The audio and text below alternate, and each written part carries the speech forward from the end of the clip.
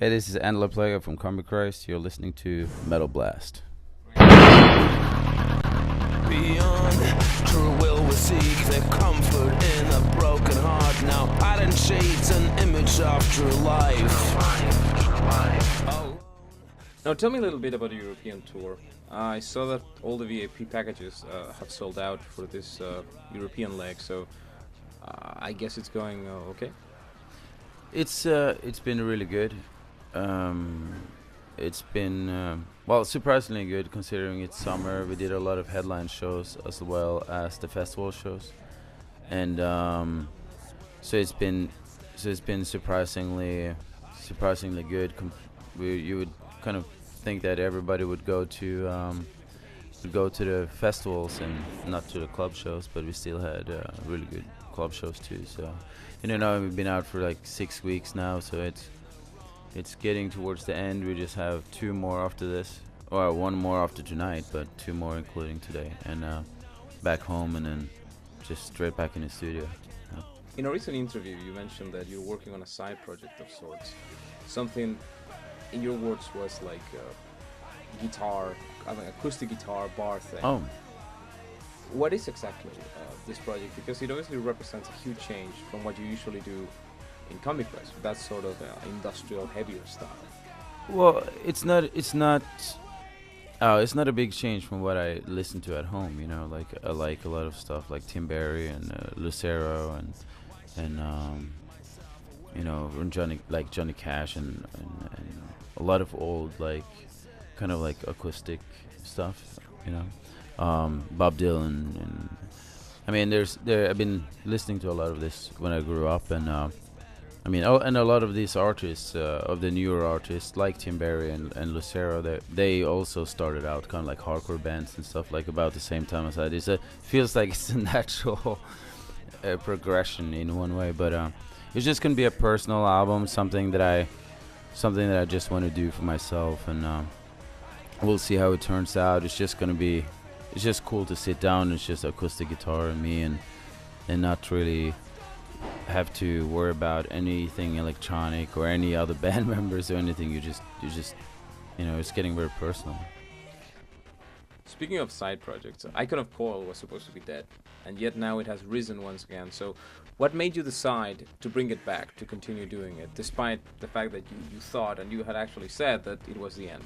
It was really easy because we honestly didn't want to do anything more. We were done. We just, every now and then we did a show just because it fit in, and we had the possibility to meet up as old friends and just do something for fun, and we did a few shows in Australia, and we had so much fun, so we just decided we have to do something more, regardless of what we said before, we just have to do something because we just have so much fun. So that's all it is. There's no big comeback or anything like that. We're just gonna make another album, do a couple of tours, and just for the fun of it.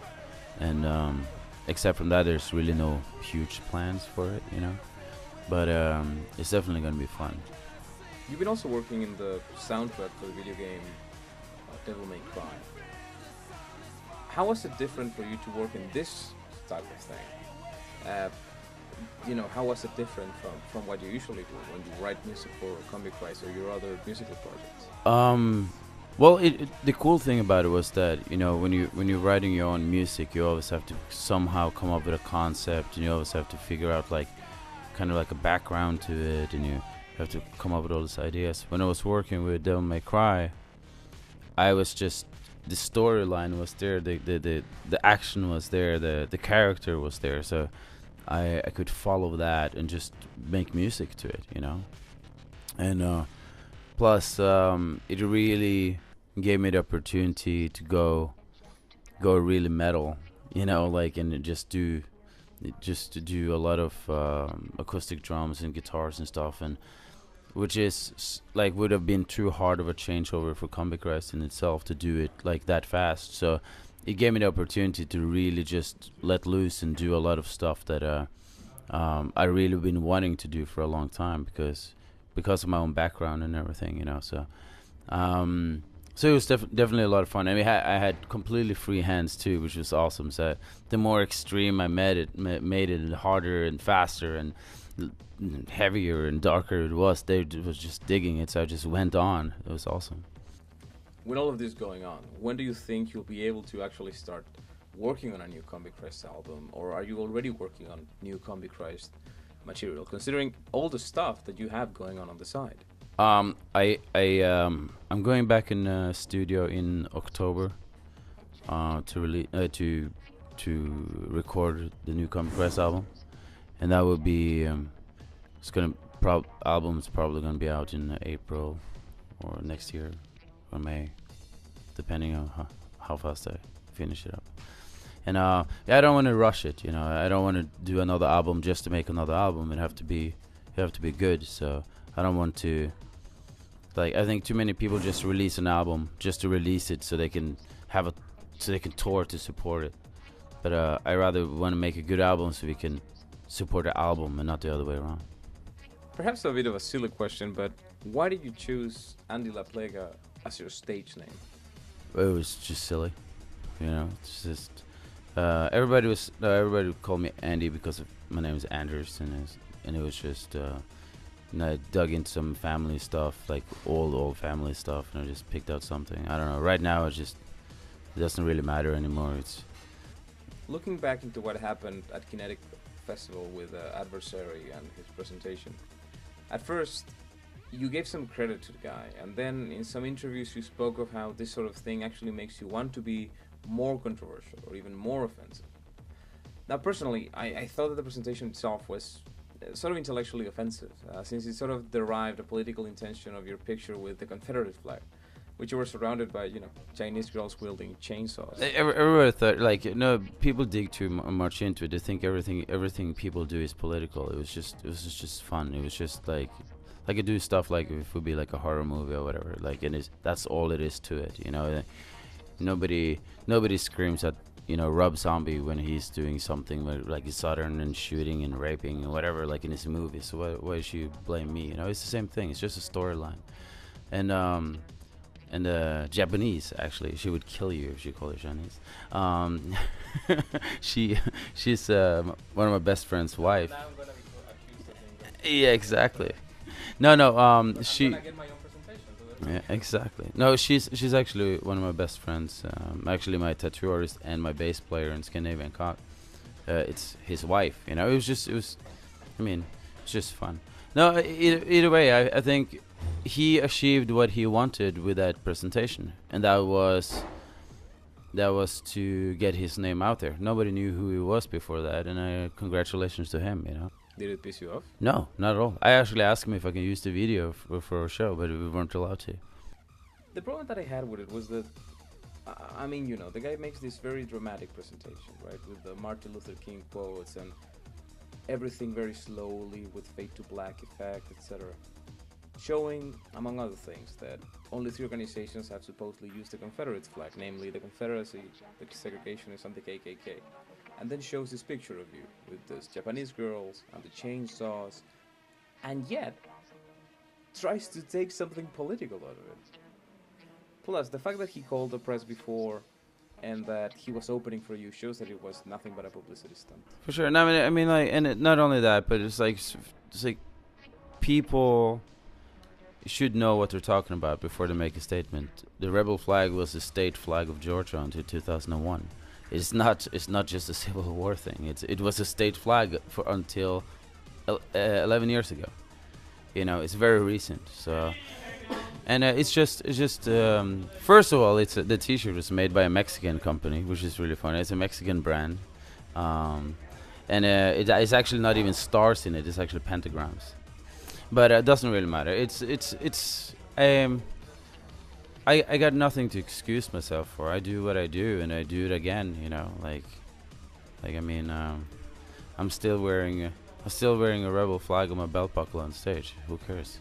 Now, on the other points he raised, not so much regarding Combichrist or Nachtmar in particular, but rather in general, that the industrial scene does suffer from a certain elements of misogyny embedded in it. Do you think that this is an accurate criticism, that this is really a problem for us right now? Well, the thing is, you also have to separate this. It's the one thing you have to separate is people flirting directly with fascism because they think it's cool and they think it's an awesome image, but they have no meaning behind it. There's no excuse to use it. They just do it to be provocative, like Nakmar does. I mean, that's one thing. I never did. It was just always a character who wrote stories like movies. You know, it was never one type of message or anything. I just went with a storyline. It was just like anybody would write a movie or whatever. It doesn't have to be political. It doesn't have to be to take the political out of it. It doesn't have to be anything. It's a story. End of line. I mean, I don't think Hostel was made for any political reason, you know? The same thing as with a lot of my music was not made for any other reason than entertainment, and it was not to provoke. I never did anything to provoke. I always did things because I found it ironic and funny. Now, Adversary used your video for the song Throat Full of Glass as an example of this misogyny in Combichrist imagery. This video that is sort of a slasher thing, right? That you end up being shot. Yeah, well, which is also funny. It's like we all fucking die in it. Like, except from the surfer, you know, like, so it's like, and not only that, but the girls were the ones who got into trouble. The girls in the video was the ones who were like, yeah, let's do this. It's like, it was just like a lot of fun. It was a 2-day shoot where we were just having a lot of fun, and I think the girls were the one who came up with most of the storyline to it, you know. So they can say whatever they want. I mean, it's just a tribute for us. It was just a tribute to 70s like grindhouse movies, and we just went along with it and had fun.